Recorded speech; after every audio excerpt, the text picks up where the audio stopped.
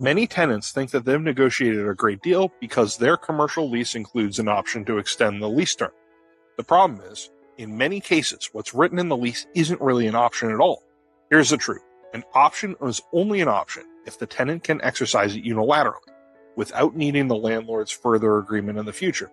If the lease says something like, the base rent will be fair market value at agreement of the parties, that's not an option. It's just an agreement to agree later. And if the parties can't agree, well, then there's no renewal. So let's think about this for a second. An option should mean certainty. The tenant should know what rights they have to stay, and the landlord should know exactly what that right looks like. So what does a real option look like? It has a defined rent or a formula to calculate it. As an example, we might say the base rent will equal the prior year's rent plus 5%. That's enforceable. Everyone knows what that number is. There's no negotiation required. We just take out our calculator. Options also need to be clear on how they're extended. A well-drafted clause might say that the tenant has to give written notice at least 90 days before the end of the lease term.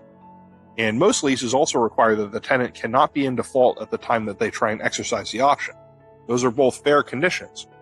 So the next time you see an option to renew in a lease, don't take it at face value. Read the fine print.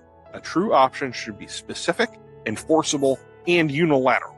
Anything less is just a maybe dressed up to look like a guarantee.